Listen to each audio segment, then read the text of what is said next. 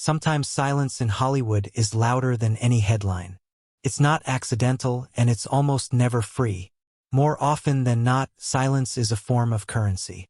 It protects reputations, preserves legacies, and keeps powerful images intact. But the silence surrounding Albert Brooks didn't feel strategic. It felt heavy, the kind of quiet that settles in your chest and refuses to leave. What makes this story hurt even more is the history behind it. This wasn't a casual industry friendship built on premieres or favors. Albert Brooks and Rob Reiner shared more than 6 decades of friendship. Long before awards, before directing credits, before anyone knew their names, they were just 2 teenagers chasing laughs, cracking jokes, and dreaming without any idea of how complicated life would become. Albert once said he met Rob when he was just 14 years old. That kind of bond doesn't fade easily. It grows roots. So when Albert finally spoke about what had really been happening behind closed doors, people leaned in. Not because it was shocking, but because it was painfully real. What Albert shared wasn't polished. It wasn't filtered. And it certainly wasn't shaped by public relations teams. It was raw grief mixed with frustration, regret, and anger. The kind of truth that makes people uncomfortable because it doesn't offer easy answers. Until now, most public conversations focused on one narrative. Articles painted Rob and Michelle as devoted parents, doing everything possible to support their struggling son. Albert never denies their love, but his perspective cuts deeper. He speaks as someone who was actually there, someone who watched the situation unfold slowly over years, while others chose to stay quiet out of politeness, fear, or loyalty. Albert described it like watching a storm approach in slow motion while nobody wanted to say, "This isn't okay." His argument was never that Rob loved his son too much. It was that love without boundaries can become dangerous. When love refuses to face reality, it stops protecting and starts enabling. Instead of running to talk shows or giving polished interviews, Albert spoke privately to a small circle of people who knew Rob long before fame. Pieces of those conversations began to surface, and what they revealed was unsettling. Albert recalled a dinner from about 8 months before everything collapsed. It was meant to be calm. Familiar faces, relaxed conversation. Then Nick walked in. Anyone who's lived through long-term family tension knows that moment. The room changes instantly. Conversations stop. People sense something without saying it out loud. Albert says Rob responded with hope. Painful, heartbreaking hope. The belief that maybe this time would be different. Albert paused when telling that story, because hope can be beautiful. But when reality keeps proving otherwise, hope can also become dangerous. Albert never claimed Nick was beyond help. He never called Rob a failure as a father. What he said instead was simple and devastating. Ignoring the storm doesn't make it disappear. From Albert's point of view, this wasn't just chaos. There were warning signs. Years of them. He believes privilege softened consequences that should have been firm.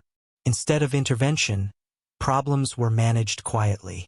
Instead of accountability, situations were smoothed over. One detail Albert shared silenced the room. Weeks before everything fell apart, Michelle Reiner called him unexpectedly. She didn't explain much. She didn't say names. She asked about security, about safety measures. That question alone said everything. She wasn't afraid of strangers. She was afraid of someone who already had access. Albert urged her to make changes immediately. What haunts him now is not knowing if she ever did. The weight of guilt is real. Albert doesn't pretend otherwise. He replays conversations, moments, missed chances. He wonders if speaking louder earlier could have changed the outcome. That's the burden of surviving a tragedy you saw coming but couldn't stop. Their friendship ran deep. Albert and Rob weren't just colleagues. They were creative partners, mirrors of each other. Losing Rob wasn't just losing a friend. It was losing part of himself.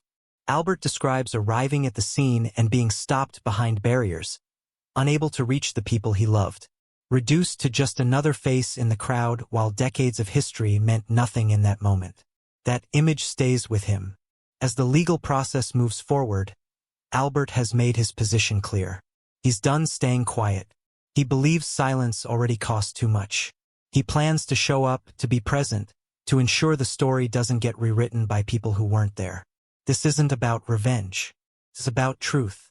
Albert insists Rob and Michelle weren't villains. They were parents who loved deeply. And in his view, that love made them vulnerable. That idea makes people uncomfortable. It challenges the belief that love alone can fix everything. But Albert believes love, without limits, opened doors that should have been closed. During memorial planning, Albert sat with Rob's children, sorting through photos. One image showed the family together years earlier. Nick smiling. Normal. Albert wanted the photo gone. To him, it felt dishonest. But the siblings stopped him. To them, it was still their brother. A version of him that existed before everything collapsed. That difference in perspective explains everything. The family needs peace. The friend needs accountability. Neither is wrong. They're just carrying different weight. Albert admits the toll has changed him. He's older now. Grief doesn't fade quietly at that age. He struggles with sleep, with memories, with silence that feels louder than noise. He says he can't even watch their old work anymore. The laughter triggers something painful. Joy is still there, but it's heavier now. Albert keeps coming back to one detail that won't leave him. He says Rob was afraid. That matters. He doesn't want the story softened into something easier to accept. He wants reality preserved, even if it's uncomfortable. This isn't a movie. There's no perfect ending. No final scene that ties everything together. Real life doesn't resolve cleanly. It just continues, changed forever. Albert believes the warning signs were there. The discomfort was real. It was avoided because avoidance was easier. And now all that's left is truth. So the real question isn't how this story ends. It's whether anyone learns from it.